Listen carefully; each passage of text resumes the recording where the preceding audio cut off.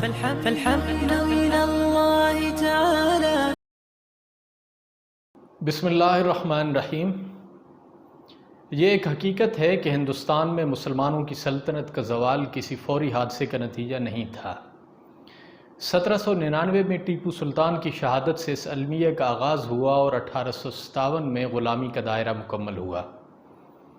مسلمانوں کی اپنی کمزوریاں تھیں جن کی وجہ سے انگریز اقتدار پر قابض ہوئے اور انہوں نے پھر دولت کے انبار سمیٹے اور خواہشات کی جھولیاں بھریں۔ آغا محمود بیگ نتائج المعانی میں لکھتے ہیں کہ محمد اکبر شاہ ثانی کے دربار میں بخشی محمود خان نے زوال سلطنت کے اسباب کا ذکر کرتے ہوئے 4 آدمیوں کو سلطنت کی تباہی کا ذمہ دار ٹھہرایا۔ نمبر 1 طبیب، نمبر 2 بیگمات، نمبر 3 میراثی، نمبر 4 مشائخ اور پیرزادے۔ طبیبوں نے حکمرانوں کو مقویات کھلا کھلا کر ان کو عیش و عشرت کا عادی کر دیا۔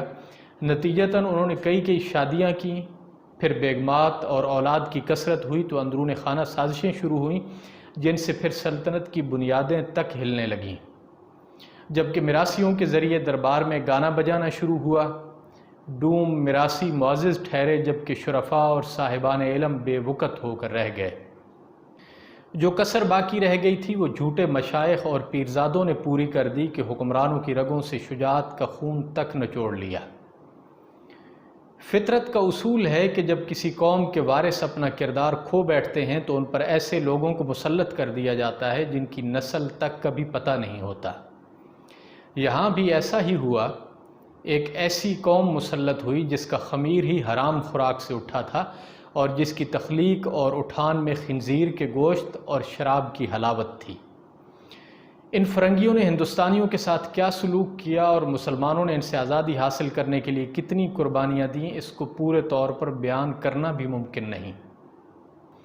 باقی سب کو چھوڑ کر اگر علماء صادق پور کے 6 مقدمات اور ان کی ہمت، جرت و استقامت کو ایک پلڑے میں رکھا جائے اور باقی انگریزوں کے خلاف لوگوں کی ساری جد و جہد اور ساری قربانیاں دوسرے پلڑے میں رکھ دی جائیں تو پلڑا پھر بھی علماء صادق پور کا ہی بھاری رہے گا۔ میں کسی دن اس پہ تفصیلی بات کروں گا۔ فی الحال چند باتیں قیام پاکستان کے حوالے سے عرض کرنا چاہوں گا۔ بر صغیر میں اسلام کی آمد سے پہلے ہندو معاشرہ کئی برائیوں اور خامیوں کا مجموعہ تھا۔ ذات پات کی تفریق نے معاشرے کو کئی حصوں میں بانٹ دیا تھا۔ بے جا رسم و رواج نے لوگوں کی زندگی اجیرن کر رکھی تھی۔ مذہب پر برہمنوں کی اجارہ داری تھی۔ مندر کے پاس سے گزرتے ہوئے کسی شودر کے کانوں میں وید کے الفاظ پڑ جاتے تو اسے پکڑ کر اس کے کانوں میں گرم تیل یا پگھلا ہوا سیسا ڈال دیا جاتا تھا۔ اسلام چونکہ مساوات کا درس دیتا ہے اس لیے اس میں ہندو مذہب کی نچلی ذاتوں کے لیے خاص طور پر کشش تھی۔ انہوں نے اسلام قبول کیا اور اس کی وجہ سے انہیں مسلم معاشرے میں برابر کا درجہ مل گیا۔ مسلمانوں نے اپنے دور حکومت میں ہندوؤں کو سلطنت میں اعلیٰ عہدے دیے، مگر ہندو ہمیشہ سلطنت کو نقصان پہنچانے کے درپے رہے۔ مسلمانوں نے ہندوستان کو بہت کچھ دیا۔ وہاں کا کلچر، تہذیب و ثقافت، آرٹ، فن تعمیر، فن خطاطی، غرض ہر چیز پر مسلمانوں کی چھاپ لگی ہوئی ہے۔ ہندوؤں نے لباس سینا اور پہننا مسلمانوں سے سیکھا۔ مکان بنانا ہندوؤں نے مسلمانوں سے سیکھا، مگر اس سب کچھ کے باوجود ہندوؤں کا ذہن مسلمانوں کو کبھی بھی تسلیم نہ کر سکا، بلکہ مسلمانوں سے اس حد تک نفرت تھی کہ کسی مسلمان سے ان کا کپڑا چھو جاتا تو وہ اس کپڑے کو بھی جلا دیتے تھے۔ ہندو بنیادی طور پر ایک تنگ دل قوم ہے اور یہی تنگ دلی تحریک پاکستان اور بالآخر قیام پاکستان کا سبب بنی۔ سید عطا اللہ شاہ بخاری رحمۃ اللہ علیہ نے اردو پاک دلی میں خطاب کرتے ہوئے فرمایا تھا کہ پاکستان کی بنیاد ہندوؤں کی تنگ نظری اور مسلمان دشمنی پر استوار ہوئی ہے۔ دولت سے پیار کرنے والے ہندو نے گائے کی پوجا کی، پیپل مہاراج پر پھول چڑھائے، چیونٹیوں کے بلوں پر شکر اور چاول ڈالے، سانپ کو اپنا دیوتا مانا، لیکن مسلمانوں سے ہمیشہ نفرت کی اور اس کے سائے سے بھی اپنا دامن بچائے رکھا۔ پھر ایک وقت ایسا بھی آیا کہ ذات پات کے بڑے سے بڑے پجاری ہندو نے اچھوتوں کے لیے اپنے مندروں کے دروازے کھول دیے، لیکن مسلمانوں کے لیے اپنے دل کے دروازے کبھی وا نہ کیے۔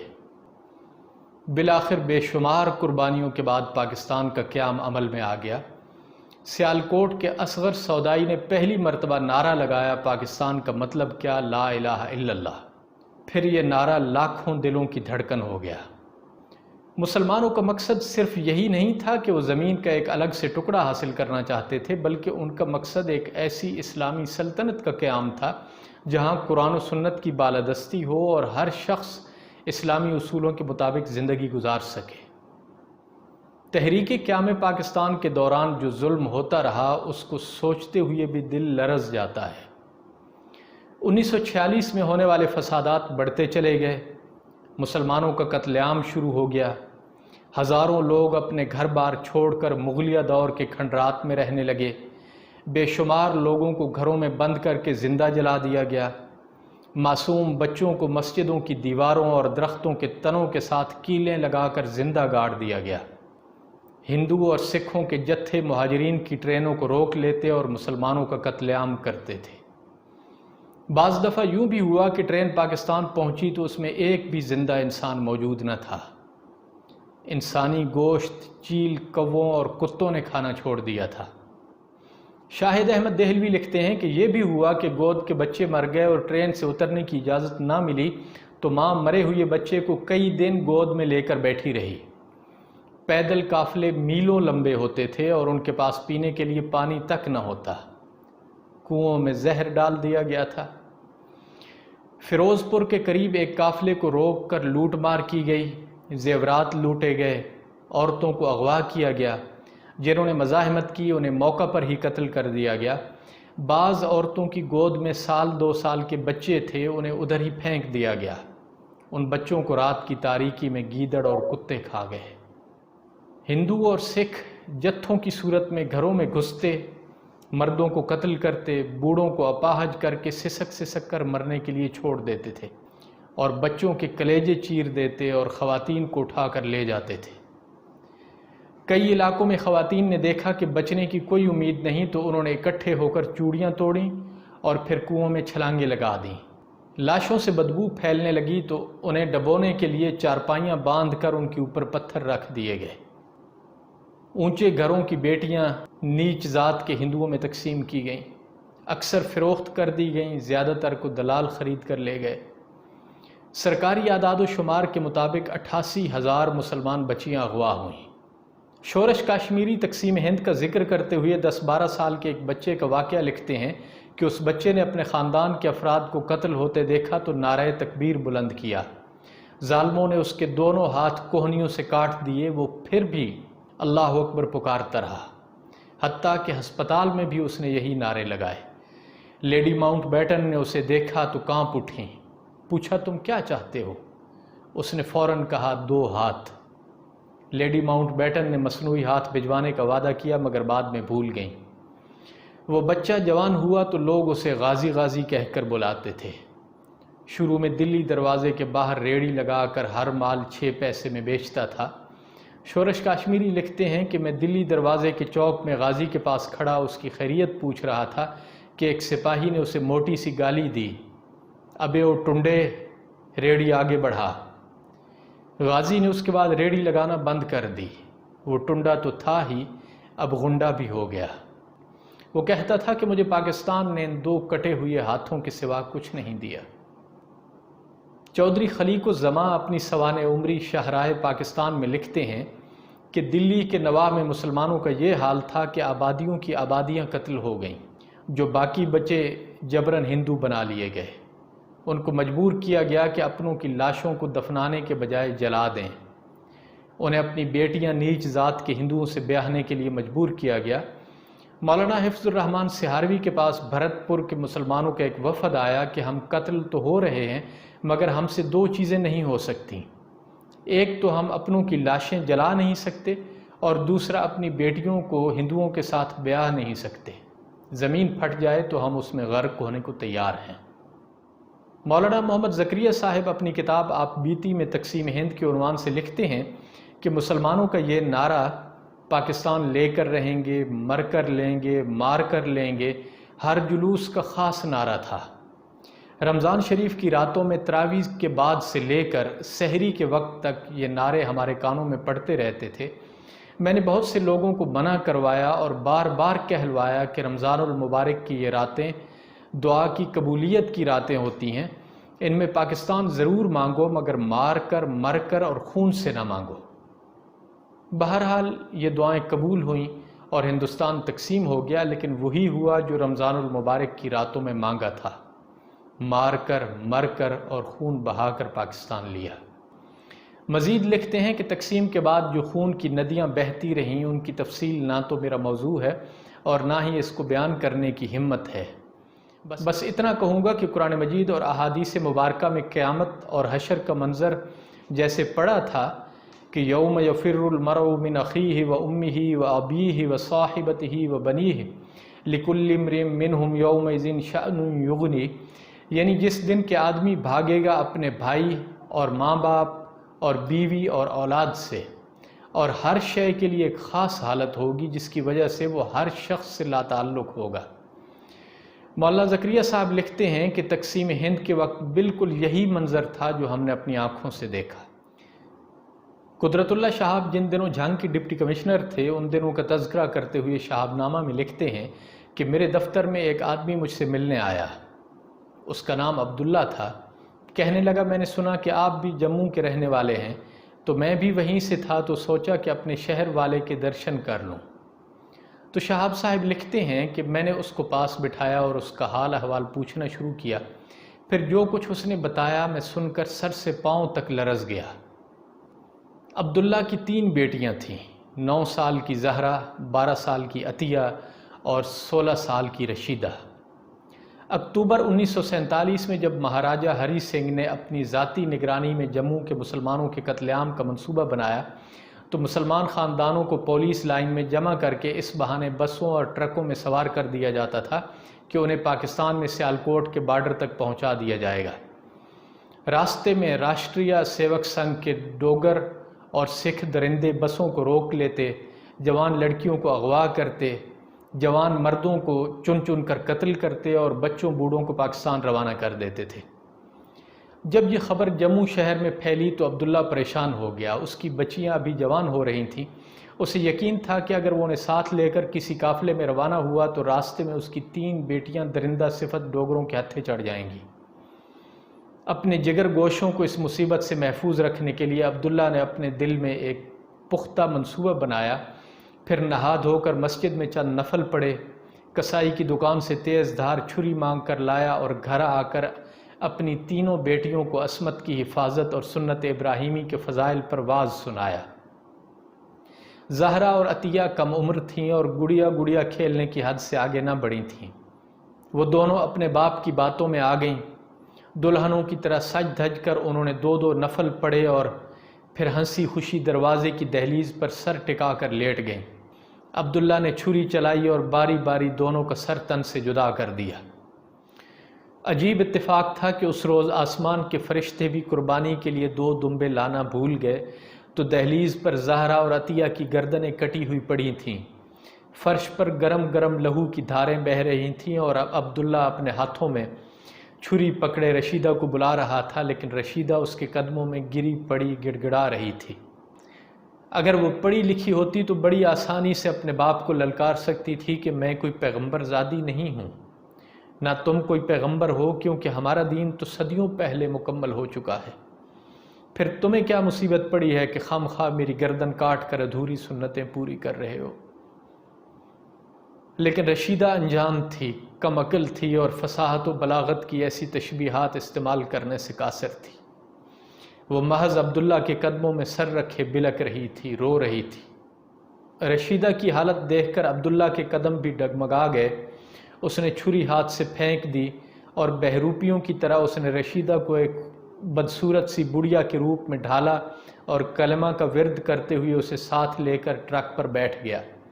جب ٹرک خیریت سے پاکستان کی سرحد میں داخل ہوا تو اچانک عبداللہ کو زہرا اور عطیہ کی یاد آئی، جن کے سر جموں میں دروازے کی دہلیز پر کٹے ہوئے پڑے تھے اور جو پھٹی پھٹی آنکھوں سے چھت کی طرف دیکھتے دیکھتے دم توڑ گئی تھیں۔ وہ سر پکڑ کر سڑک کے کنارے بیٹھ گیا اور رشیدہ کو گلے سے لگائے دیر تک تھاڑے مار مار کر روتا رہا۔ وقت گزرتا گیا۔ سیالکوٹ کے مہاجر کیمپ میں رفتہ رفتہ رشیدہ کی زلفیں پھر لہرانے لگیں اور اس کی آنکھوں میں پھر وہی پرانی چمک جگمگانے لگی اور وہ آدھی آدھی رات تک کیمپ سے غائب رہنے لگی۔ پھر جب وہ واپس آتی تو اس کا دامن پھلوں، مٹھائیوں، رنگ برنگے کپڑوں اور پاؤڈر وغیرہ کے خوبصورت پیکٹوں سے بھرا ہوتا تھا۔ عبداللہ غضبناک ہو کر اسے مارتا پیٹتا اور اس کا گلا گھونٹنے کی کوشش کرتا۔ جب رشیدہ کا سانس اکھڑنے لگتا اور اس کی آنکھیں ابھر کر باہر نکلنے لگتیں تو اچانک عبداللہ کو جموں کی وہ خون آلود دہلیز یاد آ جاتی جس پر زہرا اور عطیہ کی بے نور ہوتی آنکھوں کو چھت کی طرف گھورتے ہوئے وہ چھوڑ آیا تھا۔ اس کے ہاتھ لرزنے لگتے اور وہ رشیدہ کو چھوڑ کر کیمپ کے دوسرے کنارے پر بیٹھا ساری رات روتا رہتا تھا۔ ایک روز رشیدہ نے ترس کھا کر خود ہی باپ کو روز روز کی اذیت سے نجات دلا دی۔ وہ کیمپ چھوڑ کر راتوں رات کسی کے ساتھ فرار ہو گئی۔ عبداللہ بھی کیمپ چھوڑ کر پہلے گجرات، اس کے بعد جھنگ آ گیا۔ وہ سب کچھ کھو دینے کے بعد اب بس زندگی کے دن ہی پورے کر رہا تھا۔ کیا میں پاکستان کی تاریخ آپ پڑھیں، دکھ اور درد کی عجیب داستانیں ہر صفحے پر بکھری پڑی ہیں۔ میں نے تو بہت مختصر انداز میں آپ کو صرف یہ بتانے کی کوشش کی ہے کہ ہمارے بڑوں نے کتنی قربانیوں کے بعد یہ ملک حاصل کیا تھا۔ افسوس ان ساری قربانیوں کو ہم نے نظر انداز کر دیا۔ پاکستان کو بنے ہوئے اب 75 سال گزر چکے ہیں۔ جن مقاصد کے لیے انہوں نے یہ قربانیاں دیں، ہم ان مقاصد کو ہی فراموش کر چکے ہیں۔ اب تک کے حالات کو دیکھتے ہوئے میں جب بھی پاکستان کے مستقبل کے بارے میں سوچتا ہوں تو مجھے مایوسی ہونے لگتی ہے اور مجھے اچھا مستقبل محض خوش فہمی لگتا ہے، لیکن پھر جب ان لاکھوں بے گناہوں کی قربانیوں کا خیال آتا ہے تو امید کی ایک کرن دکھائی دیتی ہے اور دل کو ہلکا سا اطمینان ہونے لگتا ہے کہ اللہ ان لاکھوں لوگوں کی قربانیاں رائگاں نہیں کرے گا۔ اس ملک کے قیام کے پیچھے قدرت کا کوئی منصوبہ کار فرما ہے۔ کئی بزرگوں کی پیشن گوئیوں میں اس حوالے سے واضح اشارے موجود ہیں۔ ممتاز مفتی اپنی کتاب الکھنگری میں ایک واقعہ لکھتے ہیں کہ 1857 کی جنگ آزادی، جسے انگریزوں نے غدر کا نام دیا تھا، اس دوران حاجی امداد اللہ مہاجر مکی رحمۃ اللہ علیہ نے ایک علاقے پر قبضہ کر لیا اور وہاں اسلامی حکومت قائم کر لی۔ یہ اسلامی حکومت کچھ عرصہ کام کرتی رہی، پھر انگریزوں نے انگلستان سے اسلحے کی کھیپ اور نفری منگوائی اور حضرت حاجی امداد اللہ مہاجر مکی رحمۃ اللہ علیہ کی اسلامی ریاست کا محاصرہ کر لیا۔ انگریزوں نے گولہ باری کی اور بالآخر اس پر اپنا تسلط قائم کر کے حضرت مہاجر مکی کو گرفتار کر لیا۔